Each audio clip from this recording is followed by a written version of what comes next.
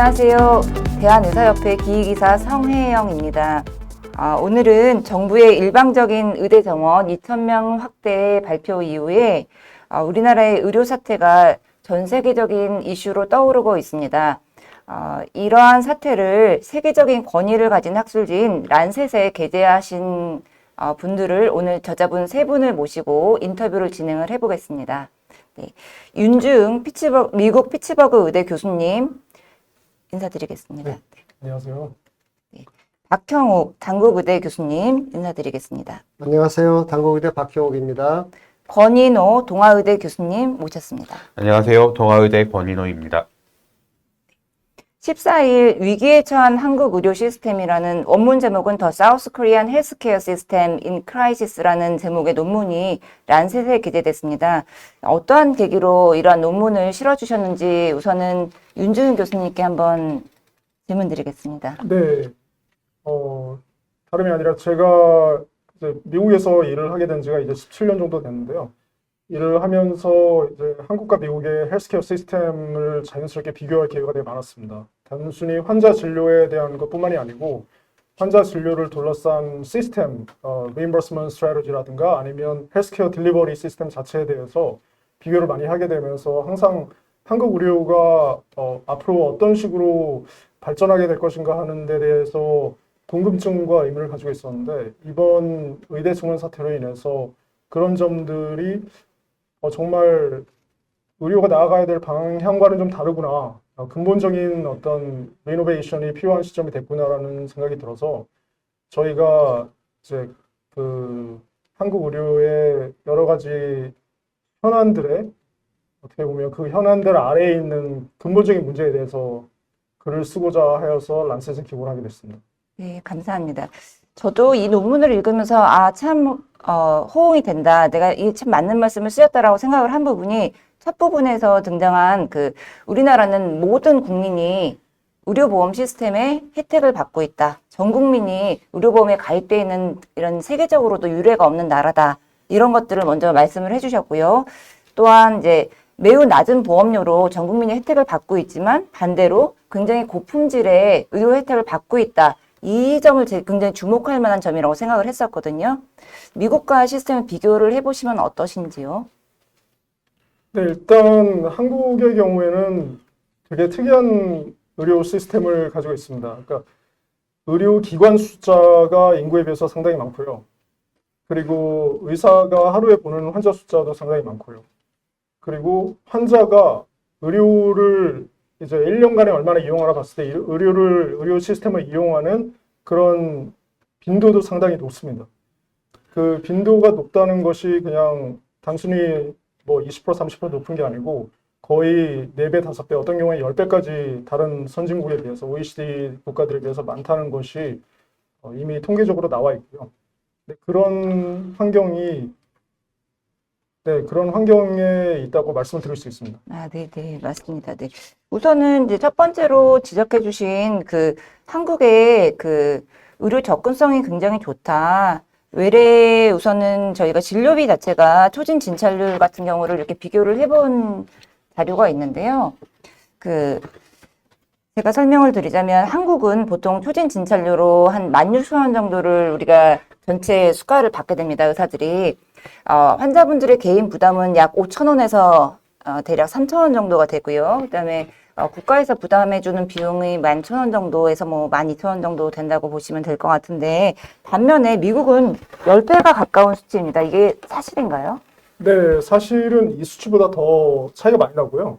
지금 13만 2천 원 한국 돈으로 환산하면 이걸 US 달러로 환산하면 약 95달러에서 100달러 정도가 되는데 이거보다 더 많습니다, 사실은. 이거 이 통계는 아마도 약간 프라이머리 케어, 특히 이제 서버반 혹은 루럴 프라이머리 케어에서 가져온 수치일 것 같은데 메디케어, 메디케이드가 미국민의 하위 20에서 25%의 경제적인 소득을 가지는 분들에게 보장이 되는 어떤 그런 공공재 성격으로서의 보험의 그런 수치를 합한 그런 수치일 것 같고요.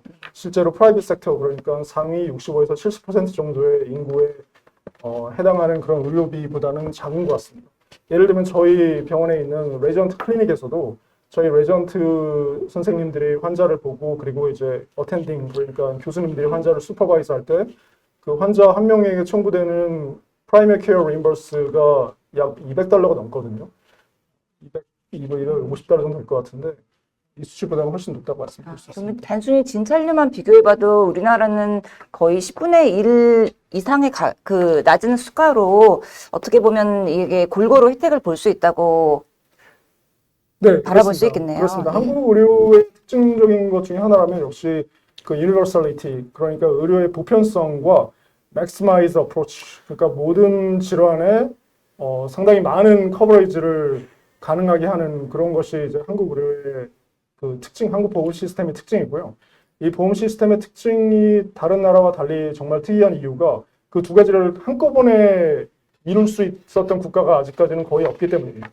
예, 그러면 저희가 지금 갖고 있는 이런 장점을 잘 살려서 사실은 잘 유지해 나가는 게 가장 좋은 시스템이겠네요. 그렇죠. 근데 그 장점, 그 두 가지 토끼를 다 잡은 장점 아래에는 결국은 뭔가 어떤 것인가가 트레이드오프가 있는 거죠. 예. 근데 그 트레이드오프가 한국의 경우에는 아마도 의료진들의 흔히 말하는 갈아 넣음, 그러니까 오버워크하고 그리고 더 많은 환자를 짧은 시간에 보기 위해서 정말 극도로 효율적인 그런 딜리버리 시스템을 구축한 게 아마 그 기저에 있지 않았을까 생각을 합니다. 예, 네. 좋은 말씀 감사합니다.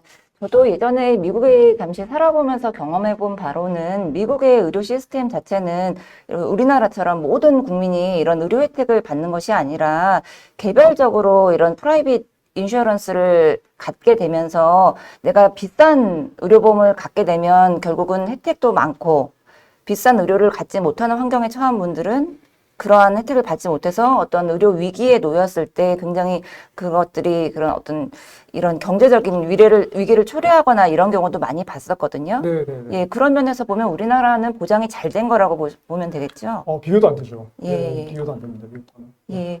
그리고 이제 지금 아까 말씀 중에 메디케어나 메디케이드라는 것은 25%나 30%만 갖고 있는 저소득층 또는 고령의 환자분들이 갖고 있는 의료 보장 시스템이라고 말씀을 하셨는데, 네. 지난번에 저희 김윤 교수님께서, 한국의 김윤 교수님께서 그 메디케어와 우리 한국의 그 의료보험을 비교하면서 이 수가 자체가 별 차이가 없다 이렇게 말씀하셨는데 사실은 그거는 왜곡된 주장이 아닌가요? 왜냐면 그게 일반화된 의료보험 시스템이 아니라 일부에게만 적용되는 국가 보장 시스템이기 때문에 모든 분들이 그러한 의료 혜택을 받지 않고 그러한 수가책에 놓여 있지 않기 때문에 단순 비교하는 건 의미가 없지 않나 봅니다. 그럼요. 그건 전혀 의미가 없죠. 그 미국에서도 중위소득이라고 말하는, 그러니까 흔히 메디케이드나 메디케어의 혜택을 받는 분들의 중위소득을 따져보면 생각보다 높지 않습니다. 특히 이제 그 퍼스널라이즈드 된 그런 인구 대비해서 그리고 경제적인 능력에 대비해서 중위소득을 만약에 환산을 해보면 한국보다 별로 높지는 않고요. 그리고 그런 분들에게 주어지는 reimbursement rate도 김희용 교수님이 어떻게 말씀하신 저는 직접 네. 들어보지는 못했지만 그렇게 낮지는 않습니다. 생각보다. 네. 지금 한국에서 보통 제가 개인적으로 알고 있고 그리고 지금 발표된 그런 수가들보다는 그렇게 낮지는 않고요. 정부가 그중에서 80% 정도를 커버를 해주기 때문에 환자는 본인 부담금은 거기서 20% 정도가 되지만 그런다 하더라도 모든 걸 감안할 때 그 수가가 그렇게 낮지는 않습니다. 생각보다. 교수님 말씀하신 그 리임버스 레이트라는 거는 내가 일단은 어떤 의료 그런 혜택을 받게 되면 내가 일단은 돈을 내고 나중에 이런 보장성으로 돌려받는다는 개념인가요? reimbursement rate는 한마디로 그 제가 만약에 보험료를 얼마 냈다고 했을 때 그 보험료에 디덕터블이라는 개념이 있거든요. 디덕터블은 어느 정도까지는 내가 알아서 커버를 하겠다는 그런 개념이거든요. 그래서 그런 개념인데 디덕터블을 만약에 1,000불을 정도 하게 되면 내가 $1,000를 쓸 때까지 내 돈을 내고 그 다음부터는 얼마가 되든 병원에서 돈을 지불해주는 그런 보험회사 그 정부에서 돈을 지불해주는 그런 시스템입니다. 네. 근데 그런 경우에 네, 죄송합니다. 제가 지금 잠깐 질문을 잘 못 이해해서. 네. 그 리임버스 레이트라는 것의 의미를 조금 더 알고 싶어서요. 네, 그 리임버스 한다는 거는 간단하게 얘기해서는 정부 혹은 인슈런스 컴퍼니에서 개인 혹은 병원에게 돈을 지급하는 그런 것을 말합니다. 네. 알겠습니다. 그리고 또 저희가 이제 그 다음에 논문에서 또 주목할 만한 점이, 한국은 외래 진료소 방문의 높은 비율을 갖고 있다. 한국의 경우 1인당 연간 14.7회, 영국의 경우에는 1인당 연간 1.7회. 그러면 한국은 많은 의료 혜택을 보고 있는 거 아닌가요? 한국의 사실은 저희가 의사가 부족하다고 지금 정부에서 계속 얘기하고 있는데 의사가 정말 부족하다면 이렇게 전 국민이 매년 많은 혜택을 볼 수는 없는 거 아닌가요? 어떻게 생각하십니까? 맞습니다. 저는 그 말씀에 동의하고요. 일단은 한국에서는 정말 경증 질환, 정말 간단한, 그러니까 목이 따끔거린다거나 열이 좀 난다거나 하는 것만으로도 저희는 이제 병원에 가서 거의 예약 없이 전문의를 만날 수 있고 바로 치료를 받을 수 있고 그리고 바로 약을 타서 집에 오고 며칠 있다가 팔로우업을 하더라도 결국 그런 전문의를 바로 볼 수 있는 시스템이 있기 때문에 네. 어떻게 보면 그런 시스템이 있기 때문에 더 국민들이 많이 병원을 이용하는 거일 수도 있습니다. 반대로 네. 말하자면. 예. 근데 그건 국민들 입장에서는 엄청난 베네핏이죠. 네. 예. 아시겠지만 미국에서는 웬만한 경증 질환으로 예약을 해서 병원에 가는 걸 갈 수 기다리다가 없습니다. 병원이 회복되는 예. 경우가 많죠. 맞습니다. 예, 네. 그리고 혹은 병원에 가더라도 정말 전문의를 만나기 너무 힘들고 그리고 약을 먹고 회복을 하는 과정에 있어서도 되게 번거롭게 약국에 가야 되고 이렇게 맞습니다. 예, 네. 많이 돌아다녀야 되거든요. 그래서 미국의 경우에는 사실 뭐 웬만한 슈퍼마켓에서는 간단한 상비약은 정말 쉽게 살 수 있습니다. 예. 예. 그리고 쉽게 말하면 이제 간단한 감기나 뭐 배 아프거나 이런 병은 셀프 케어를 하고 그렇죠. 정말 위중한 병은 예약을 했다가 가는 시스템이기 때문에 네. 어떻게 보면 한국은 쉽게 5분 안에 모든 전문의들을 만날 수 있는 어떻게 보면 의료 혜택이 굉장히 많은 나라다 이렇게 정리를 해보면 되겠습니다. 그죠? 네, 그렇게 볼 수 있습니다. 예, 알겠습니다. 그러면 이제 사실 이러한 문제들이 또 사실 응급실에서도 많이 벌어지고 있는데요, 교수님. 응급실 현장에서도 경증 질환 환자분들이 쉽게 119를 타고 가는 그런 현상을 볼 수 있지 않습니까? 네, 예. 맞습니다. 사실 구급대가 공공에서 운영하고 있거든요. 예. 정부가 운영을 하고 있죠. 정부가 구급대를 운영하는 나라들은 대개는 대부분 사회주의적인 의료 체계를 가지고 있습니다. 유일하게 한국하고 일본만 구급대를 정부가 운영을 하고 있는데, 프라이머리로 대응하는 구급대 정부가 운영을 하고 있는데, 유일하게 한국하고 일본만 체제 자체가 공공의료가 사회주의적 의료 체계를 가지지 않고 있는 나라입니다. 그래서 한국 같은 경우에 보면 정말 경증 질환으로도 쉽게 119를 요청하시는 분들이 생각보다 많습니다. 근데 이 생각보다 많다는 거지 사실 대부분의 국민들은 그렇게 하지는 않습니다. 일부 분들이 그렇게 좀 뭐라고 할까요? 그 119 구급대를 오남용한다고 할까요? 그렇게 네. 말씀드릴 수 있을 것 같습니다. 뭐 단순하게 코피라든가 뭐 자가로 움직이는데 전혀 지장 없는 정도의 환자분들이 119를 요청하시는 경우들이 있어서 이제 그런 환자들을 119는 또 규정상은 거절할 수 있게 되어 있습니다만은 한국 공무원들은 또 제일 무서워하는 게 민원이다 보니 네. 이제 그런 경우에 그 민원을 이런 식으로 넣습니다. 구급대원이 불친절했어요. 구급대원이 저에게 모욕을 줬어요. 그러니까 본인이 그 경증 질환으로 이송을 했다고 요청을 하는 게 이송을 거절당했다라는 내용은 이야기하지 않고 다른 사유로 대부분의 병원에서 받는 민원들도 그렇죠. 본인이 원하는 대로 되지 않으면 그 의료인이 불친절했다. 나에게 모욕감을 줬다. 이런 식의 하고 있기 때문에 구급대원들도 사실은 환자를 태우면 굉장히 어려워합니다. 사실 마이너 질환들 같은 경우에 뭐 이송할 수 있는 병원이 생각보다 제약이 돼 있거든요. 특히 뭐 안과, 이비인후과 이런 전문 과목들을 밤에 야간에는 24시간 진료가 되지 않는 경우가 많기 때문에 이제 그런 문제들이 많이 발생하고 있습니다. 그래서 제가 이제 내과 전문이기 때문에 사실 언뜻 생각하기에는 가장 효율적인 응급실 활용을 위해서는 중증 질환 환자들이 거기에 가서 이머전시 케어를 받아야 되고 경증 환자들은 외래로 돌려서 각 분야의 전문가들을 만나게 하는 게 그런 컨트롤 타워가 있어야 할 것 같은데 지금 119가 그 역할을 조금 잘 못하거나 또는 민원 때문에 이렇게 거절하거나 돌리는 것을 주저할 수 있다는 그런 내용이신 것 같은데요. 사실은 컨트롤 타워의 문제는 아니라고 아닙니다. 봅니다. 네. 다른 나라들도 응급실에 제 발로 걸어가시는 환자분들을 막지는 않습니다. 다만 많은 대기 시간과 많은 비용이 나오게 되죠. 사실 영국 오늘 여기 오기 전에 폰을 보다가 어떤 분이 발목을 다쳐서 영국에서 응급실 갔던 이야기를 하는데 접수에 7시간, 의사를 만나는데 7시간, 그다음에 엑스레이 찍는데 7시간, 그다음에 결과 설명 듣는데 7시간. 발목을 약간 접질른 걸 가지고 28시간 정도 응급실에 체류했다는 이야기를 뭐 오늘 여기 오다가 누가 SNS에 올려놓은 것을 봤습니다. 사실 대한민국 응급실은 그렇게 운영을 할 수가 없습니다. 뭐 환자들을 빨리 다수의 환자들을 진료를 해내지 않으면 사실 그 응급실에 적체되는 환자들을 해결할 수 없고요.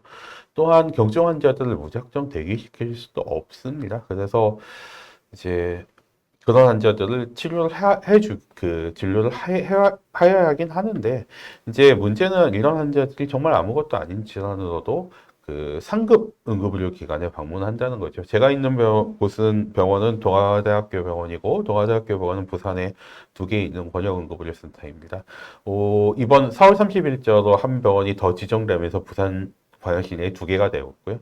사실 얼마 전까지는 한 5년 정도 저희 병원만 권역응급의료센터였던 시절이 있습니다. 그런데 뭐 구급대를 통하거나 구급대를 통하지 않거나 단순한 경증 질환으로도 응급실에 쉽게 방문할 수 있습니다. 이유는 응급실 비용이 상대적으로 많이 낮습니다. 미국이랑 비교를 하지 않더라도 응급실 비용 자체가 굉장히 낮습니다. 사실 미국에서 응급실에 가서 뭐 간단한 치료를 받고 수만 불의 진료비 청구서를 받아들었다, 뭐 이런 이야기들 많이 하고 있는데, 이제 뭐 그런 이슈들이 있습니다. 근데 상대적으로 현재 응급실 수가는 많이 개선되었습니다. 그래서 저희 병원 같은 경우에는 응급의료 관리료, 그다음에 전문의 진찰료, 그다음에 응급의료 구역 사용료 등을 합치면 기본적으로 환자가 접수만 해도 10만 원 정도의 수가, 접수하고 의사들 얼굴만 봐도 10만 원 정도의 수가를 부담하게 되어 있고요. 이제 최근에 뭐 사태가 벌어진 이유는 조금 더 가산이 되어 있어 조금 더 많은 비용을 환자가 부담하게 되어 있습니다. 그런데 이제 이런 경증 환자들이 왜 응급실로 몰려들 수밖에 없는지의 이유를 보면, 첫 번째는 국민 의식의 문제라고 생각합니다. 응급실이 무슨 야간 외래 진료 같은 느낌으로 생각을 하고 있는 부분들이 있고, 두 번째는 상대적으로 비싼 비용을 본인들이 청구해서 받을 수 있는 제도가 있기 때문입니다. 2000년대 중반에 시작되었죠. 실손보험들을 이제는 거의 모든 국민들이 가지고 있기 때문에 응급실 방문은 실손보험에서 커버를 해줍니다. 그러니까 응급실 방문은 실손보험에서 커버를 해주다 보니까 이게 뭐 응급실에서 뭐 해도 뭐 수십만 원의 진료비가 나와도 사실은 국민들 입장에서는 그냥 청구만 하면 실손보험에서 커버를 거의 해주니까 1세대는 거의 100%를 환급을 해줬고요. 지금 최근에 나와 있는 4세대 보험들은 응급 상황이었냐 아니냐를 따지고 뭐 해서 20%까지는 본인 부담을 하게 하고 조금 바뀌어는 가고 있습니다만, 그거 자체가 그렇게 큰 부담이 되지 않는 상황으로 가고 있기 때문에 국민들이 응급실을 조금 더 쉽게 어떤 경우에는 정말 이걸 왜라고 생각하시나 하는 수준의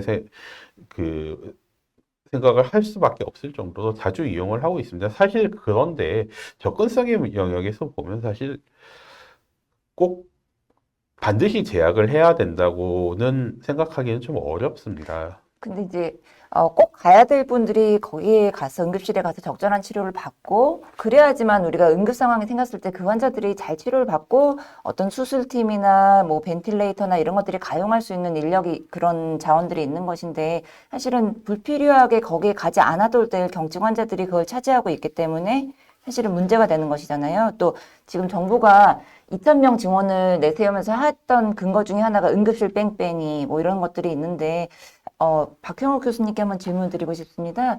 사실은 이런 것들이 응급실 뺑뺑이를 이 의료진의 책임으로 또 가중시키는, 이런 뭐 내가 이 환자를 받지 못했을 때, 또는 이 환자가 여기 원내에 들어왔을 때 이 환자를 케어하지 못하면 그거를 또 사법적으로 처리하고자 하는 움직임도 많이 있는 걸로 알고 있는데요.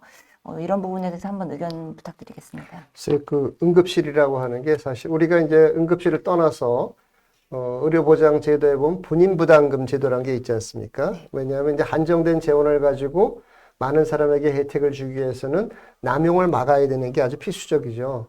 그래서 그 의료보장 제도의 지속 가능성에는 남용을 막는 시스템이 내재돼 있어야 됩니다. 그게 이제 본인 부담금제도 그런 건데, 아까 이제 권인호 교수님 말씀해 주셨지만은 응급실이라는 것도 굉장한 그 사회적인 재원이거든요. 남용해서는 안 되는 재원인 겁니다. 그런데 그런 부분에 있어서 우리는 이제 그걸 남용을 막는다는 생각보다는 그냥 환자의 권리다라는 생각이 너무 강한 것 같습니다. 그러다 보니까 한쪽에서는 그 현장에서 이제 응급 의료진들이 그 모든 짐을 짊어지게 되는 일이 벌어지는 거죠. 그러면서 동시에 또 환자의 권리에 대한 어떤 인식이 높아지니까 그것을 사법적으로 처리해야겠다. 이런 게까지 나와서 최근에 그 모 대학 전공의, 응급의학과 전공의가 자기 동기들도 굉장히 많은 소송에 걸려 있다. 뭐 이런 얘기를 이제 어디 올린 바가 있었는데요.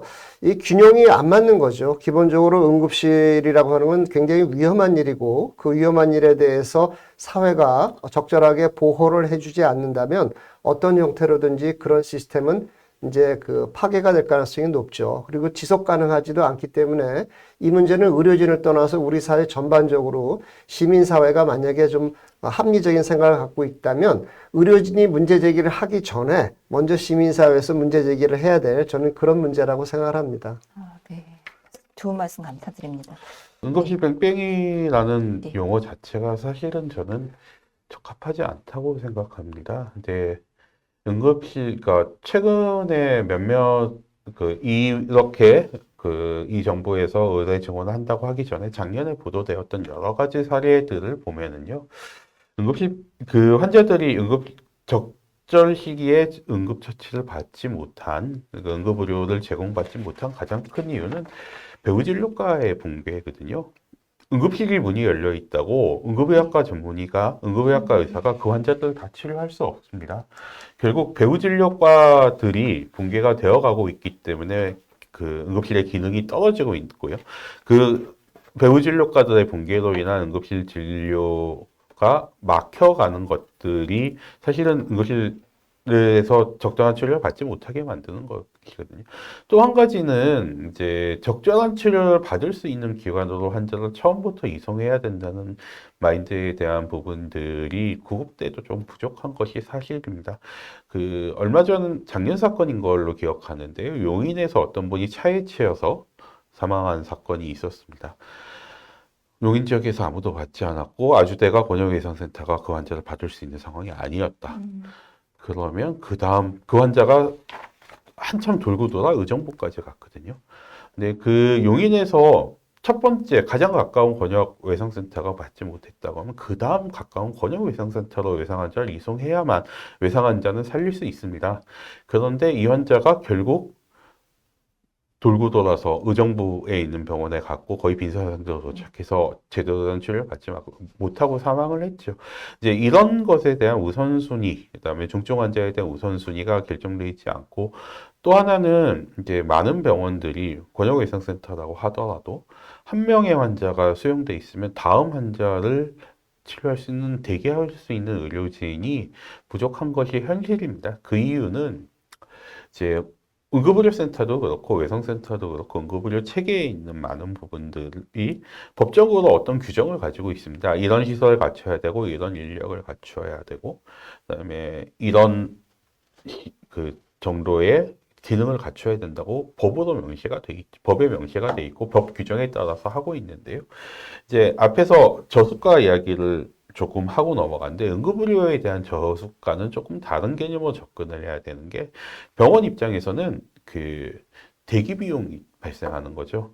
항상 사용하지 않는 의료 장비, 그다음에 항상 환자를 진료하거나 수익을 발생하지 않고 있는 의료진, 그다음에 간호사, 시설 이런 부분들을 만들어 놓고 환자가 올 때를 대비해서 대기하고 있는 상황이 벌어집니다. 대기 비용에 가까워지는 거거든요.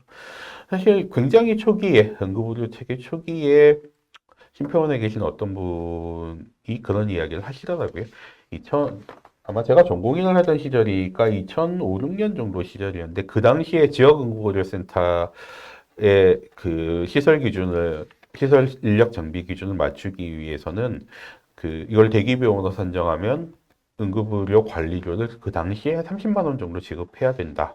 그래야만 병원들이 이것에 대해서 갖출 수 있다고 이야기를 했었습니다. 근데 현실은 어떠냐 하면 저희 병원이 권역응급의료센터고 상급종합병원의 권역응급의료센터고 A등급을 받은 가장 많은 수가를 받고 있는 병원인데 현재 저희 병원이 받고 있는 응급의료 관리료가 7만 원 수준이거든요. 너무 낮네요. 네, 네, 그러니까 원가 이하로 이- 책정이 돼 있군요. 그러니까 그 대기 비용에 대한 의지가 없습니다. 그나마 수가가 개선이 되었다고 하는 것은 최근에 그 수가들이 개선이 되면서 권역응급의료센터는 60% 가산 수가를 주고 있습니다. 그로 인해서 사실은 어느 정도 수지가 개선이 되었기 때문에 상급종합병원을 노리는 병원들이 추가로 권역응급의료센터를 지정을 받고자 합니다. 같은 응급실을 대학병원들이 응급실을 운영하면서 지역응급의료센터에 있던 시절과 권역응급의료센터에 있던 시절에 수익 차이가 나기 때문에 권역응급의료센터 지정을 받고 싶어 해서 최근에는 그 몇몇 지역에서 아주 심한 경쟁으로 추가 지정에서 많은 병원들이 경쟁을 했던 것도 있습니다. 또한 권역응급의료센터를 가지고 있는 것이 상급종합병원을 유지하거나 신규로 지정받는 데 도움이 되기 때문에 이제 그런 식으로 수가가 어느 정도 개선된 건 사실입니다만 현재도 사실은 수가가 모자랍니다. 그래서 응급실 뺑뺑이에 대해서는 컨트롤 타워가 필요하다기보다는 지금은 사실은 응급의료를 백업할 수 있도록 하는 지원이 절실한 상황입니다. 배후 진료과에 대한 지원. 네. 뭐 예를 들어서 대동맥 환자는 전국 어디로 떠돌지 모르거든요. 사실 이대 서울병원이죠. 성서원 교수님이 대동맥병원을 내시고 거기서 콜을 받고 계시긴 하지만 대동맥 박리가 일어난 환자를 제가 있는 부산에서 서울까지 이송하는 건 정말 위험한 일이거든요. 지역에서 그런 대동맥 수술을 할 수 있는 사람들이 24시간 대기할 수 있어야 되는데 부산 지역에 보면 대학병원에 한두 분씩밖에 안 계십니다. 그러면 제가 그 환자분들의 시선에서 한번 질문을 드리자면 예를 들면 제가 어큐트 체스트 페인이 와서 뭐 대동맥 박리였는데 이거를 119에 전화를 했다. 그러면 이제 우선은 환자의 입장에서는 119가 그거를 이렇게 파악을 해서 그 병원과 연락이 돼서 그 병원에 그만한 시설과 대기 인력이 지금 있는지를 점검을 하고 출발을 했어야 되는 것 아닌가요? 실제로 현재는 그렇게 많이 하고 있습니다만은 병원들마다 이미 그 배후 진료 역량이 많이 줄어들어 있어서 네. 요청이 오는 모든 환자를 거의 다 수용하기가 어려운 것이 그럼 사실이고요. 최근에는 그러한 이제 사전 조율 없이 일단 도착해서 환경이 안 되면 또 다른 병원으로 가고 또 다른 병원으로 이동하고 이렇게 해서 시간이 지체되는 것이 문제가 되고 최종적으로 그 환자가 사망했을 때 책임 소재가 누구냐 이걸 갖고 이제 이슈가 되는 거 아니겠습니까? 조금 좀 다른데요. 예. 지금 최근에 들어오는 응급실 뺑뺑이라고 이야기하는 언론 보도들을 자세히 보면 병원 선정이 되지 않은 것을 응급실 뺑뺑이라고 이야기합니다. 그러니까 환자가 흉통 환자를 119 구급대가 태우고 수용 가능한 병원을 찾는 거거든요. 예. 최근에 그래서 뭐 이슈가 좀 되었던 케이스는 부산에서 아마 부산 시내에서 환자가 발생을 했고 흉통이 발생을 했어요. 그래서 흉통 환자를 수용할 수 있는 병원을 찾아서 이 부산에 있는 그 종합병원, 그 대학병원 아닌 종합병원에서 진단을 했고 그 환자가 부산, 울산, 경남에 그렇게 멀리 떨어져 있지 않은 울산에 있는 한 병원에 가서 심지어 수술도 받았습니다. 근데 대동맥 박리라는 게 워낙 위험한 질환이고 사망률이 굉장히 높은 질환인데 수술을 받았음에도 환자가 잘못되었는데 이 경우도 응급실 뺑뺑이라고 언론 보도가 되었고요. 뭐 대부분 이게 응급실 뺑뺑이라고 보도가 되는 여러 가지 이슈들을 보면 그 충북에서 이제 사망한 채 발견된 어린아이 의 경우도 심폐소생술을 계속 하는데 심폐소생술을 하면서라도 뭐 병원을 찾았는데 아무도 받아주지 않았다. 사실 근데 그것도 돌이켜보고 생각을 하면 심폐소생술을 일단 그 근처에 있는 가까운 의료기관에 심폐소생술을 하고 있는 환자가 심장이 다시 뛰지 시작을 하지 않았던 것으로 알고 있습니다. 그 환자를 구급대에 태워서 이송을 하는 거는 환자를 죽이겠다는 행위죠, 사실은. 그 환자는 심장이 다시 뛰고 어느 정도 안정화가 되어야만 이송이 가능한 거거든요. 근데 한국의 경우에는 그런 부분들을 굉장히 자극적으로 보도를 하고 있습니다. 그래서 그런 부분들이 오히려 국민과 대한민국 그 의료진들과의 그 간극을 더 벌리는 언론의 보도 행태라고 생각할 수 있습니다. 우리 박경옥 교수님 그 법률계의 전문가의 입장에서 이런 것 좀 어떻게 바라보시고 개선점이 있을 것 같습니다. 글쎄 이게 사실은 이제 법의 문제하고 예. 정책의 문제하고 연결이 돼 있는 겁니다. 그러니까 예. 이제 우리가 의료보장 시스템을 구분할 때 예를 들어서 이 영국 같은 나라가 대표적인데요. 이 게이트키퍼 기능이 있다 그러잖아요. 그래서 예를 들어서 1차 진료 의사가 환자분은 대학병원에 못 갑니다. 그럼 못 가는 거예요. 일단 첫 번째는 왜냐하면 그건 이제 공공재원으로 운영을 하는 거니까 남용을 막기 위해서 그런 시스템을 둔 겁니다. 그런데 그러다 보면 또 개인의 선택권이라든지 이런 것들이 좀 침해될 수가 있으니까 기다리기 힘든 사람은 네 돈으로 치료를 받아라. 이렇게 양쪽의 갈래를 다 넣어둔 겁니다. 기본적으로. 그럴 수밖에 없는 거거든요. 한정된 공공재원을 효율적으로 운영하기 위해서는 니드 베이스로 전문가의 판단에 의해서 의료 이용을 해라. 다만 나는 그거 따르고 싶지 않다. 그러면 이제 네 돈 내고 하라. 이게 큰 시스템입니다. 사실 응급의료 시스템도 비슷한 거거든요. 이상적으로 니드 베이스로 생각을 해보면 상급종합병원에는 정말 중환자만 가고 그 밑에 병원들은 좀 경한 환자 이렇게 잘 배분이 되면 한정된 재원을 가장 효율적으로 쓸 수가 있는 거죠. 그렇게 하려면은 일단 상급종합병원의 응급실은 정말 중환을 위한 시스템으로 내버려둬야 되거든요. 그래서 권인호 교수님께서 대기 시간이 있다는 게 그런 거죠. 정말 중환을 보기 위해서 가벼운 환자들을 안 봐도 유지될 수 있는 시스템을 만들어야 되겠죠. 그러려면 이걸 수가 가지고 안 되는 겁니다. 현행 수가가. 뭔가 지원이 있지 않고서는 그 수많은 전문 인력을 대기 시간을 커버해 주면서 할 수가 없는 겁니다. 그래서 니드 베이스로 상급종합병원을 운영을 하려면 그런 식으로 이제 지원을 해 주는 게 필요하고 동시에 이제 환자 입장에서는 만약에 전문가의 판단에 따라서 상급병원에서 볼 그럴 상황이 아니다. 그러면 오래 기다리게 하거나 아니면 자기가 적당한 병원으로 가거나 이렇게 돼야 되겠죠.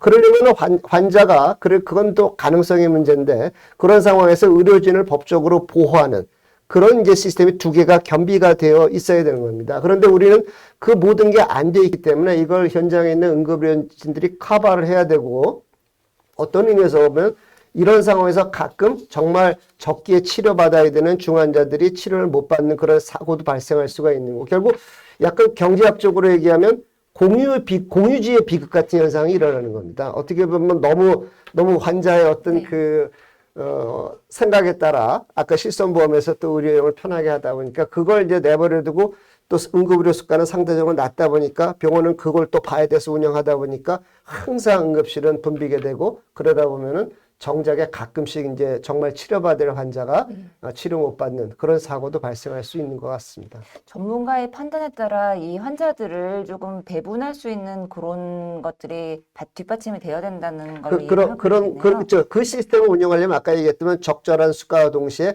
그런 판단을 하는 의료진들을 보호를 해줘야 되겠죠. 예. 그래서 저희는 현재까지는 오는 환자를 문을 열고 들어오는 환자를 거부할 수 있는 권한이 없기 때문에 사실은 모든 책임을 의료진이 지어야 그렇습니다. 되는 그게 이제 상황이죠. 응급의료법에 응급 환자에 대한 정의가 있는데 네. 그게 너무 폭넓거든요. 네. 웬만하면 다 응급 환자로 되어 있습니다. 그러다 보니까 또 응급의료법에 거부할 수가 없게 돼 있거든요. 그러니까 이제 상급종합병원이 정말 상급종합병원에서 볼 수 있는 그런 중환자에 집중 못하는 그런 근본적인 배경에 그런 게 깔려 있는 겁니다. 이 부분에서 한번 그 미국 시스템과 좀 비교를 해보고 싶습니다. 그 미국은 땅도 굉장히 넓고 사실은 저희가 또 이번에 정부가 들고 나온 이슈 중에 하나가 지역 의료 불균형이다 이런 얘기 있는데 사실은 미국은 발달이 많이 된 지역도 있고 의료 시스템이 이렇게 인프라가 잘 안 거쳐진 것도 상대적으로 있을 수 있거든요. 그래서 또 지역적인 이런 광대함이 있기 때문에 의료 접근성이 물리적으로도 또 떨어지는 면도 있을 것으로 생각하는데 이러한 것들을 그 연결해주는 그 119 시스템이나 911이라고 하죠 미국은 또는 그런 어떻게 조절을 하고 있는지를 한번 설명을 해주셨으면 좋겠습니다. 네, 미국의 경우에는 사실 미국의 영토가 아시다시피 이제 정말 광대한데 네네. 그 중에서 의료 취약 지역 그러니까 underserved area라고 하는 네. 지역이 미국 영토 전체 영토로 봤을 때는 70%를 넘습니다. 네. 그러니까 대도시를 제외하고 약간의 발달된 서버브를 제외하고는 대부분의 지역이 이제 어떻게 보면 의료 낙후 지역 혹은 의료 자원이 취약한 지역이라고 얘기를 하는데요. 그 이유는 단순히 거기에 사는 사람들이 이제 가난하고 혹은 좀 이렇게 뭔가 어려움이 많아서가 아니고 그냥 어프로치빌리티가 떨어지는 지역. 그러니까 뭐 운전해서 1시간 반을 가야 병원이 나온다거나 이런 지역에 해당이 되겠죠. 그리고 미국 같은 경우에는 헬리콥터로 이제 환자 이송을 많이 하지 않습니까? 저희 병원도 이제 대부분 환자를 받을 때는 헬리콥터로 받는데 그렇게 이송이 워낙에 이제 에어 트랜스퍼가 많을 정도로 땅이 광대하다 보니까 결국 이제 의료 자원의 배분이 정말 중요해집니다. 왜냐하면 헬리콥터를 노상 띄울 수는 없잖아요. 항상 트랜스퍼 할 때마다 띄울 수도 없고, 그리고 항상 트랜스퍼 할 때마다 비싼 인력들을 써서 장거리 이송을 할 수도 없고, 그래서 사실 여기에는 두 가지 측면이 있는데요. 첫 번째는 미국의 그 환자 이송 시스템, 특별히 이제 루럴 에어, 그러니까 시골에서 서버브로, 서버브에서 대도시로 가는, 그리고 1차에서 2차, 2차에서 3차 병원으로 가는 환자 이송 시스템이 그 지역마다 상당히 잘 짜여져 있습니다. 그 지역 특유의 시스템이 있고요. 물론 이제 어느 정도 차이는 있을 수 있겠습니다만 대부분의 지역에서는 환자를 이송할 때 어떤 규칙이 있습니다. 그래서 이쪽 의료진, 저쪽 의료진, 여러 병원들의 의료진이 한꺼번에 컨소시엄을 만들어서 그 지역에 어떤 식으로 환자를, 특히 저 같은 중환자 같은 경우에는 어떤 식으로 트랜스퍼 하겠다는 규정이 있고요. 아까 공 교수님께서 말씀하신 것처럼 환자가 어느 이상 상태가 안 좋아지면 트랜스퍼 못하게 합니다. 저희가. 예, 그러니까 뭐 심정지 같은 경우에는 당연히 그 return of 그 spontaneous circulation이라고 하는 그 자기가 심장 박동을 유지할 수 있는 상태가 되지 않으면 당연히 이송을 못 하고요. 심정지뿐만이 아니고 질환이 어느 정도 이상 중환이 돼도 이 정도 이상의 중환은 이송을 뭐 예를 들면 헬리콥터로 1시간, 뭐 그라운드 트랜스퍼로 2시간 이상 이송을 하다가 문제가 생길 수 있다고 판단이 되면 이송을 못 하게 합니다. 근데 거기서 박형욱 교수님 말씀하신 것처럼 거기서 일어나는 어떤 책임이라든가 이런 거에 대해서 의사가 라이어빌리티가 있는 게 아니거든요. 의료진이 라이어빌리티가 있는 게 아니고 오히려 의료진은 합리적인 판단을 한 겁니다. 그때.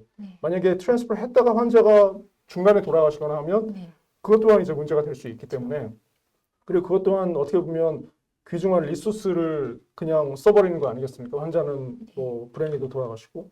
그렇기 때문에 결국 그 리소스와 어떤 의학적인, 생물학적인 불확정성의 중간에서 어느 정도의 결정을 내려야 되는데 그 합리적인 판단을 이제 지역의 의료진들이 컨소시엄을 이뤄서 하게 되어 있습니다.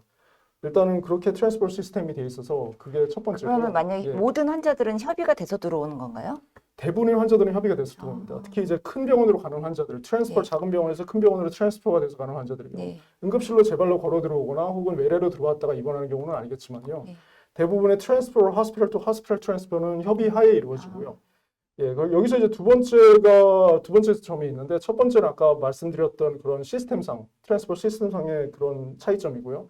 두 번째는 환자 개개인의 마인드셋이 약간 차이가 납니다. 한국과는. 뭐 이거는 저희가 뭐 정책적으로 바꿀 수 있는 건 아니고 사실 되게 긴 시간이 필요한 문제인데, 미국에는 대부분의 환자들이 로컬 병원에서 진료를 받는 걸 원합니다. 예, 예를 들면 저희 환자 같은 경우에도 제가 대도시 병원하고 거기에서 약간 떨어진 서버브 병원 두 개에서 동시에 일을 하고 있는데요. 제가 서버브 병원에서 일을 할 때 제 환자를 대도시 병원으로 트랜스퍼 해야 된다고 말하면 대부분이 일단 싫어합니다. 예, 왜 내가 거기에 가야 되냐? 왜 거기에 가서 복잡한 수술을 받아야 되냐? 여기서도 잘할 수 있지 않냐? 이런 얘기를 물어봐요, 저한테.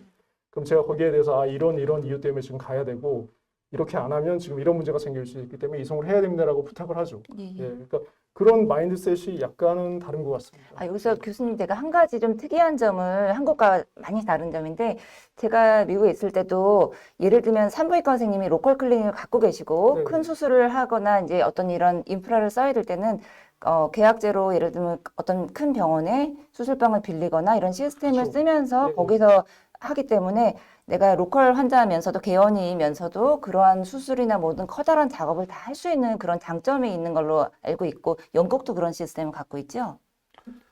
조금 좀 다를 것 같습니다. 예, 미국에 좀 발달돼 있는 진짜 어떤 근데 시스템. 한국 같은 경우에는 저희는 뭐 개원에 있으면 그 동시에 여러 군데서 하지 못하도록 제한을 하고 있기 때문에, 예를 들면 뭐 제가 지금 개원이로서 일하지만 뭐 큰 수술을 해야 되거나 이 환자 뭐 폴리펙토미 같은 커다란 좀 시술을 하고 싶어서 이 환자를 내가 큰 병원에 데려가서 내가 시술을 하고 싶다고 해도 그건 현재는 한국에서는 제한돼 있는 시스템이기 때문에 향후에는 좀 그런 것들이 개선이 되면 참 좋겠네요.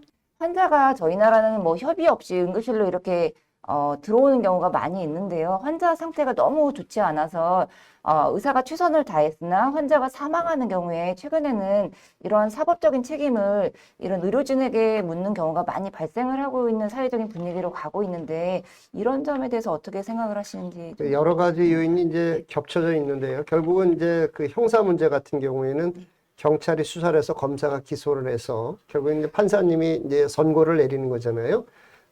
이제 좁게 보면은 이제 사법 시스템과 관련된 건데, 그래서 사실은 이제 나라마다 법 체계가 다른데, 영미법 크게 보면 전 세계의 법 체계를 구분해 보면 영미법 체계가 있고 대리법 체계가 있습니다. 그래서 영국이나 미국 같은 건 영미법인데 그쪽은 기본적으로 과실범을 형사처벌하지 않습니다.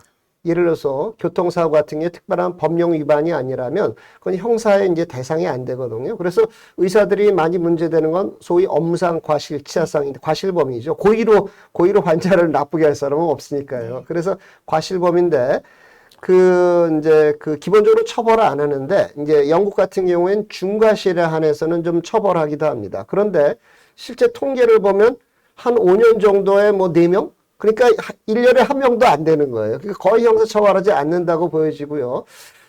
대륙법, 프랑스나 독일, 일본 같은 우리나라가 이제 대륙법 계열인데요. 거기에는 과실범을 형사처벌하는 규정이 있긴 있습니다.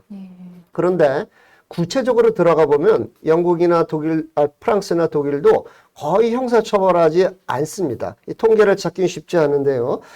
근데 이제 근본적으로 이제 우리 사회에서 이제 결여돼 있는 거는 약간 공정함이란 게 뭔가에 대한 좀 결여가 있습니다. 예를 들어서 우리나라 국민이나 사회 언론을 보면 환자가 돌아가면 뭔가 억울하다. 뭔가 의료진이 잘못해서 돌아가신 것 같다는 그런 생각들을 많이 하는 것 같아요. 그러니까 책임을 물어야 된다 이렇게 되는 건데요. 아주 오래전인데요. 벌써 기원전 한 3세기 전에 로마에 이런 질문이 있었습니다. 어떤 고객이 도자기 수리를 맡겼어요. 근데 세공인이 그거를 수리하다 깨져버린 거예요. 그러면 이제 책임을 네가 져라 이렇게 얘기할 거 아니겠어요? 근데 이러한 상황이 있을 때 그럼 어떻게 하면 양자가 균형을 맞출 거 아니야? 생각하면 입장을 바꿔놓고 생각해 보면 되거든요. 내가 세공인이라면 그러면 위험한 도자기 수리를 맡을까? 아마도 안 맡을 겁니다. 법적 책임을 지다 보면. 그래서 그 당시 로마법을 보면 계약을 통해서 위험한 도자기 수리를 맡지 않겠다라고 계약을 하면 책임을 안 진다 이렇게 돼 있는 겁니다. 사실은 지금도 근데 이제 의료라고 하는 것이 중환자 같은 경우에 만약에 안 보게 되면 생명에 위험할 수가 있겠죠. 그러니까 거기에 대해서 좀 적극적으로 치료하라 이런 법적 의무를 부과함과 동시에 법적 보호가 따라야 되는 거죠. 앞뒤가 맞아야 되는 겁니다. 근데 우리는 그것이 이제 깨져 있으니까 이제 마치 이제 의료진 응급실이라든지 중환자실 같은 경우에 의무만 부과하고 우리나라는 여러 가지 의무만 부과하고 거기에 상응하는 법적 보호가 안 떨어지는 게 우리나라의 문제입니다. 근데 이게 참 문제가 심각한 게요. 제가 이제 복지부 공무원들하고도 그런 얘기를 할 때가 있었는데 그런 이제 이렇게 문제가 있지 않냐 그러면은 자기들도 찾아봤다 그럽니다. 찾아봐서 뭐라 그러냐면 외국에 찾아보니까 의사만 면책시키는 법이 없더라 이렇게 얘기합니다. 그게 없는 건 맞습니다. 근데 맞는데 그 이유가 아까 제가 말씀드린 거거든요. 뭐냐면 영미법에서는 아예 과실범을 형사처벌하지 않고 대륙법 계열에서는 하지만 사법적 자제를 통해서 거의 처벌하지 않는 겁니다. 그 이유는 아까 그 공정성에 대한 마인드가 있는 거거든요. 뭐냐면 사회적으로 어떤 일이 필요해. 그런데 그 일이 위험해. 그런 그 위험한 일을 하는 사람들한테 상응하는 법적 보호를 해주지 않으면 그 일을 안 하게 되겠죠. 그러니까 그런 어떤 공정성에 대한 마인드가 있으니까 거기에 대한 이제 보호가 따르는데, 근데 우리나라는 그게 이제 언론에 어떻게 보도가 되냐면 의사가 마치 특권을 요구하는 것처럼 보도가 되는 겁니다.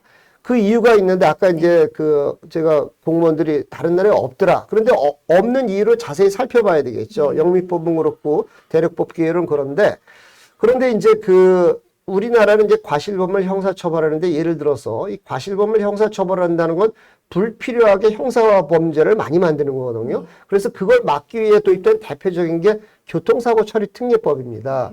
원래 아예 과실범을 처벌하지 않은 그런 법이 필요가 없겠죠. 그런데 우리는 그걸 처벌하니까 너무 많은 형사범죄가 양산이 되거든요. 그래서 교통사고 처리 특례법을 통해서 형사범죄가 발생하는 막겠다 이런 겁니다. 그런데 비교를 해보면 교통사고는 멀쩡한 사람이 돌아다니다 사고를 당한 거고 의료 환자는 사실 죽을 수 있는 환자가 들어와서 이제 죽거나 이런 건데 그것에 대해서 사회적으로 후자가 훨씬 더 보호 가치가 있는 거죠.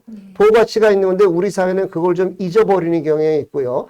아까도 말씀드렸지만 다른 나라의 제도를 보면서 그냥 없다로 끝나버리는 겁니다. 실제로 들여다보면 안 하고 있다는 사실을 좀 찾아내서 국민들에게 알려야 되는데 그런 걸 안 하니까 마치 특권을 요구하는 것처럼 언론과 법조계가 전달하는 그런 측면이 국민들의 올바른 어떤 생각을 막는데 아주 중요한 어떤 장애가 되고 있지 않나 생각이 됩니다. 네.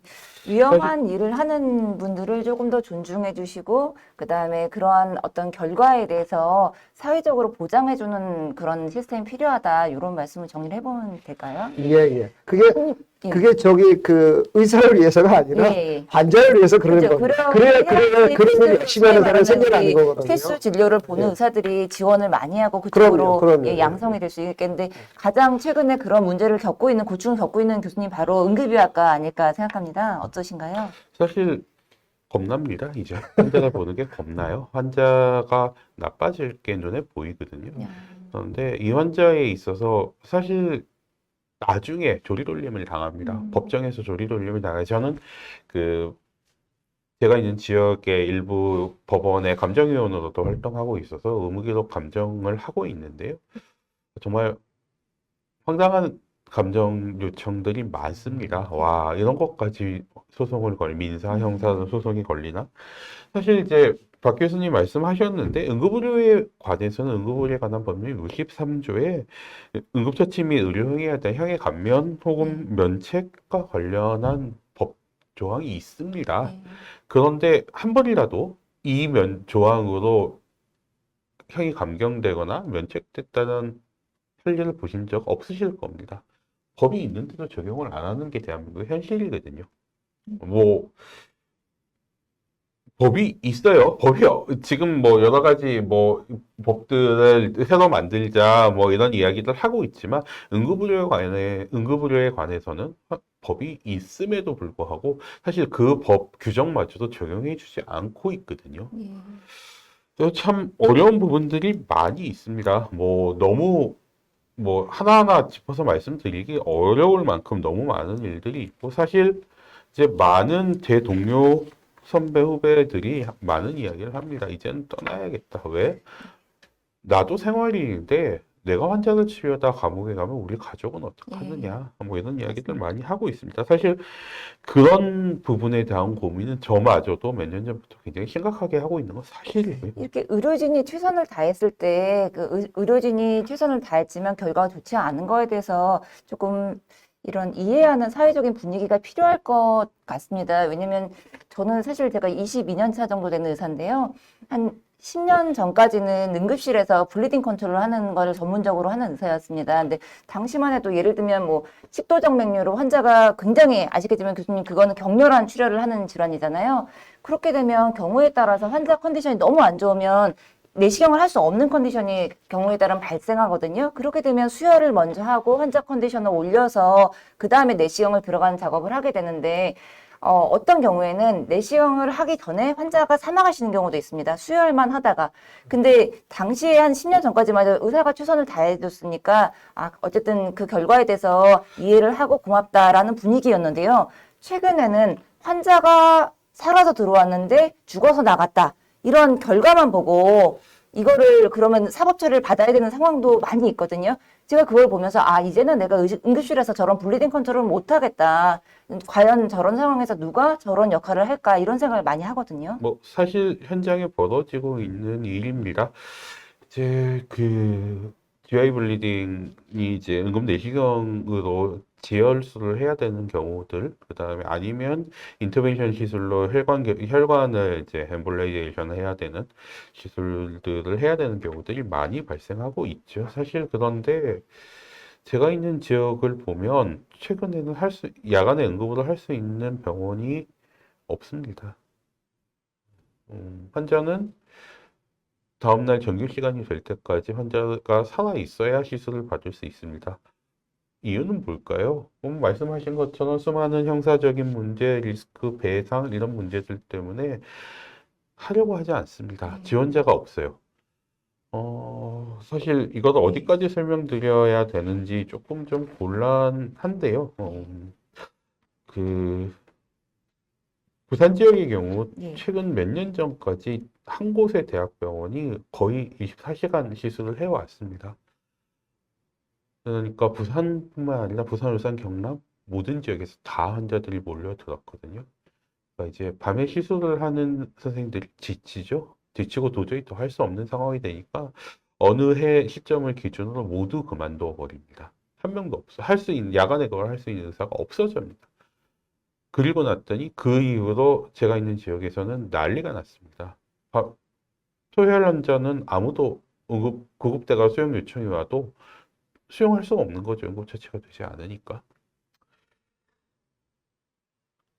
사실은, 예. 사실은 이렇게 지금처럼 이런 문제가 나타나고 자꾸 환자들이 죽어나가는 상황, 그런 상황이 생기면 사실 정부에서도 그렇고 국민들도 그렇고 그렇기 때문에 의사수를 늘려야 된다. 아무도 안 하려고 하기 때문에 의사수를 늘려야 된다라는 논리를 또 어느 각도에서 펼치고 있는데요. 지금 저희가 이제 계속 말하고 있는 수가도 수가지만 또 의료진의 책임, 그런 어떤 부당한, 어떻게 보면 어느 정도는 부당한 책임입니다. 왜냐하면 생물학적인 불확정성이 항상 있으니까요. 저희는 그리고 그 중에서도 하이 리스크, 그러니까 리스크가 큰 그룹을 다루기 때문에 이런 것에 대한 근본적인 논의가 있지 않고서 단순히 의사수만 늘린다고 하는 건 정말 문제를 반대로 해석하고 반대로 어떻게 보면 더 안 좋게 상황을 만들게 될 뿐이겠죠. 그래서 또 저희가 지금 현재 문제가 의사수를 늘린다 하더라도 그 의사수를 어떻게 배분하고 어떻게 적정하게 활용할 수 있는가에 대한 대책은 전무한 상황이거든요. 오히려 이에 대한 반발로 지금 의료계는 초유의 붕괴 사태를 맞고 있는 거고요. 한 시각에서는 이 정부의 이런 급진적인 정책으로 인해서 우리나라의 이 문제점이, 의료의 문제점이 가속화되고 붕괴가 가속화됐다, 이런 지적도 있는 것 같습니다. 그리고 말씀하신 바대로 그러한 어떤 응급실에 환자가 들어오는 것뿐만 아니라 이것을 커버해 줄 수 있는 지원 인력, 과들, 필수과들이 항상 이 백업을 하고 있어야 되는데요. 이런 산업적인 리스크 때문에 최근에는 우리나라에서 이렇게 기피 현상이 굉장히 심해지고 있습니다. 근데 그런다 하더라도 사실은 전문의들이 미국에 비해서는 굉장히 비율이 높은 비율로 존재하고 있습니다. 예. 미국에서는 이제 이런 우리가 피할 수 없는 상황이 발생했을 때 어떤 환자가 사망하는 경우에는 의료진에게 이런 책임을 많이 묻는 편인지 어떤 사회적인 분위기를 한번 여쭤보고 싶습니다. 네, 미국에서는 아까 박 교수님께서 말씀하셨고 저도 항상 경험을 하고 있는 일이지만 형사로 걸고 넘어지는 일은 없습니다. 거의 없다고 할 수 있고요. 이제 제가 그냥 없다고 말씀드린 이유는 통계적으로 거의 잡히지 않을 정도로 적거든요, 형사는. 그러니까 형사라고 하면 어느 정도의 고의성이 확실히 있어야 되고 거의 범죄에 가까운 그런 고의성이 입증이 초기 단계부터 돼야 형사 재판이 성립이 되는데 그러지 않고서 보통 이제 흔히들 미국에 가서 malpractice, litigation, 수한다 이런 개념으로 나오는 모든 것은 민사라고 보시면 됩니다. 민사의 경우에는 보통은 malpractice에 인슈런스가 있기 때문에 의사들이 법정에 가서 실제로 증언을 하고 이래야 될 일도 있지만 극소수에 불과하고. 네. 윤 교수님께 질문을 한 번 더 드리겠습니다. 우선은 한국의 의사 수는 정말 부족한가라는 질문에 대해서 드리고 싶은데요. 우선은 이제 대표적으로 정부에서 한국의 의사 수가 부족하다고 뒷받침하는 증거로서 OECD 기준으로 해서 유럽의 의사 수 기준으로 해서 한국의 의사 수가 부족하다, 이런 수적인 비교를 하고 있는데요. 의사 수의 주장은 우리는 행위별 수가제를 갖고 있기 때문에 그런 인두제, 주치의제를 하는 유럽 국가와 단순 비교는 필요가 없다. 우리는 행위를 많이 해야지만 어떤 수가가 보전되는 시스템이기 때문에 적은 의사로도 많은 행위를 해서 어떻게 보면 의료 접근율이나 치료율 같은 것들이 굉장히 성공적으로 나오고 있는데 의사 수가 부족하지 않다, 이렇게 주장을 하고 있는 것이고요. 따라서 한국, 미국, 일본과 같은 이런 행위별 수가제를 하는 나라와 비교가 필요하다, 그런 주장을 하고 있는 것입니다. 따라서 이제 저희가 비교를 해보면 2020년 기준으로 해서 미국, 한국, 일본은 의사 수가 거의 동일한 수준이거든요. 어떻게 생각하시는지, 미국은 예를 들면 이제 의사 수가 부족하다면 그러한 부분들을 어떻게 해결하려고 정부가 노력을 하고 있는지 한국과 좀 비교해서 말씀해 주시면 좋겠습니다. 네, 일단은 한국과 미국의 의사 수가 다 어느 정도 부족하다고 이제 한국에서도 그렇고 미국에서도 그렇고 인식을 하고 있습니다. 일단 그런 평가들은 이제 OECD의 다른 국가들과 비교를 했을 때 생기게 되는 건데요. OECD 국가들을 보시면 의사 수가 1000명당 많은 국가들이 동유럽 국가들이 많습니다. 주로 오스트리아, 리투아니아, 체코슬로바키아 이런 나라들이 상당히 많은 편이고요. 스페인이나 다른 그런 서유럽 국가들도 좀 많긴 하지만 그런 대부분의 국가들에서 말씀하신 것처럼 인두제를 시행을 하고 있는 경우가 많고요. 그리고 DRG, 그러니까 행위별 수가제를 시행하고 있는 국가라고 하더라도 여러 가지의 경우에 패키지로 묶여 있어서 그렇기 때문에 결국은 인두제를 시행했을 때 나타나는 것과 비슷하게 많은 의사수가 이제 어떤 인구 집단을 커버하는, 그러니까 나눠서 커버하는 약간은 사회주의적인 그런 개념의 시스템이죠. 그런 개념이 유럽 쪽에서는 많이 좀 정착이 된 편인 것 같습니다. 미국을 말씀드리면 미국의 경우에는 의사수가 모자라다는 지금 평가를 그 에듀케이셔널 커미티에서 하고 있고요. 그런 것들이 이제 20년 전부터 그런 지적들이 있어 와서 2022년 정도에는 미국에서는 앞으로 한 8만 명에서 10만 명 정도의 의사가 모자랄 거다라는 얘기를 추산을 했습니다. 그 추산을 하기 시작한 게 2000년 초반이고요. 그래서 미국의 메디케어에서는 그러면 우리가 의사수를 늘리자. 그런 법안들이 계속 발의가 됐는데 국회에서 계속 기각이 되다가 최근에 통과된 법안 중에 하나가 그러면 앞으로 뭐 10년 동안 의사수를 한 1년에 뭐 1,500명씩 이런 식으로 늘리겠다는 얘기를 하고 있습니다. 그런데 더 여태까지 이제 메디케어에서 해왔던 것들을 보면 지난 2002년부터 점점점 의대 지원을 늘려서 의대생 입학 숫자를 늘리는 그런 정책을 추진해 왔거든요. 그래서 2002년부터 2022년까지 약 20년 동안 약 30% 정도의 의대 정원을 늘렸습니다.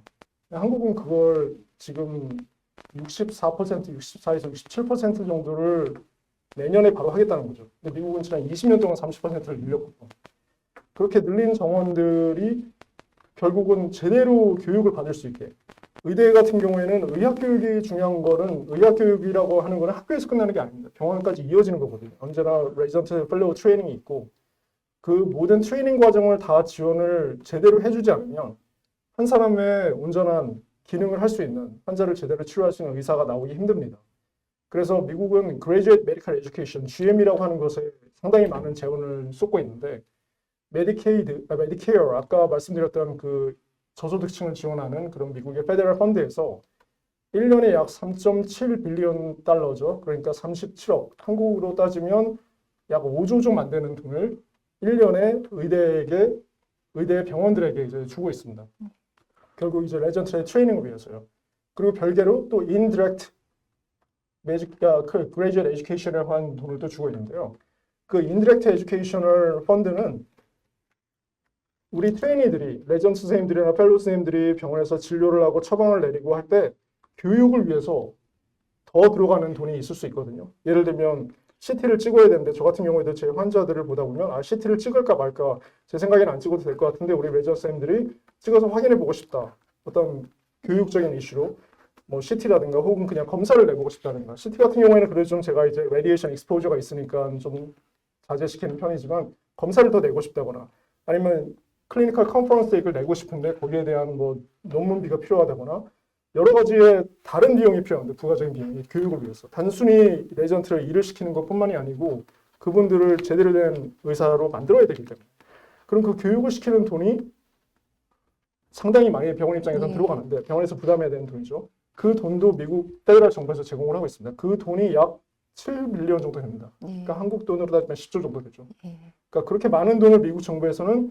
병원들에 매년 지급을 하고 있고 그 돈으로 이제 양성이 되는 겁니다. 근데 한국에 그런 시스템이 있는지 저는 잘 모르겠습니다. 그 교수님이 지적해 주신 부분 두 부분이신 것 같습니다.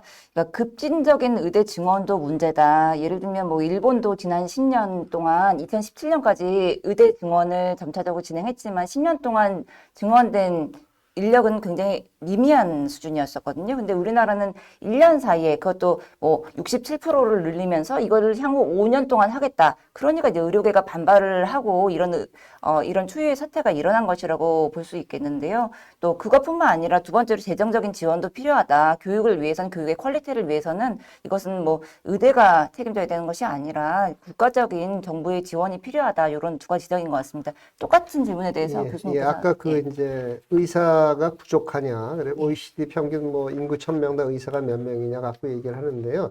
사실은 그거는 굉장히 잘못된 겁니다. 의사수 부족의 지표가 뭐냐 하는 건데요. 그거보다 훨씬 중요한 게 웨이팅 타임이라든지 웨이팅 리스트입니다. 우리가 병원의 어떤 의료의 질을 평가할 때 거의 확립되어 있는 건데 구조, 과정, 결과 이렇게 이제 그 의료의 질을 평가를 합니다. 그래서 어떤 병원은 의사 수가 몇 명이나 있냐, 그게 구조적인 측면이거든요. 그런데 이 환자가 왔을 때 얼마나 빨리 적절한 치료를 받느냐 이게 과정입니다. 결과는 결국 얼마나 많이 살리느냐 이런 거거든요. 그래서 사실은 결과가 굉장히 중요하고 과정이 두 번째고 구조는 이제 첫 번째 단계입니다. 예를 들자면 A하고 B 병원이 있는데요. A의 병원은 의사가 50명이에요. B 병원은 의사가 100명이에요.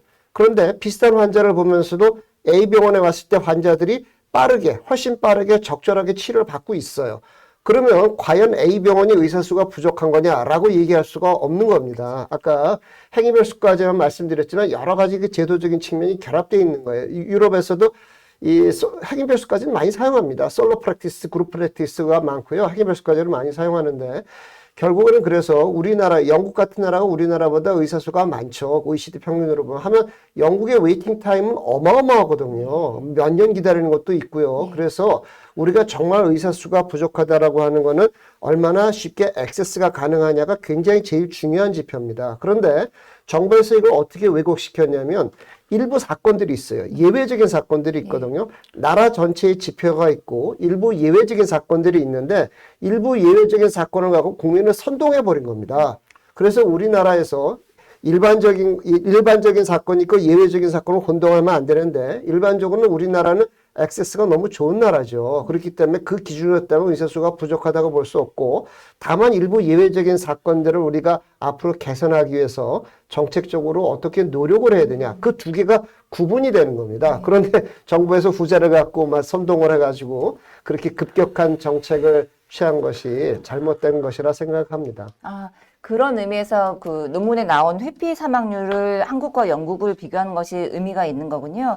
한국은 비교적 뭐 숫자적으로 보면은 영국에 비해서는 의사 수는 낮지만 회피 사망률이 10만 명당 99명밖에 안 되고 또 영국은 의사 수는 많다고 하지만 10만 명당 200명으로 치료의 효과는 한국이 더 높은 것이고 또 외래 진료의 방문의 비율도 한국의 경우는 연간 14.7회, 영국의 경우에는 의사 수가 인구 대비 많지만 1.7회와 같이 이용의 접근성이 떨어졌다. 이렇게 이해를 하면 되겠습니다. 그죠? 예.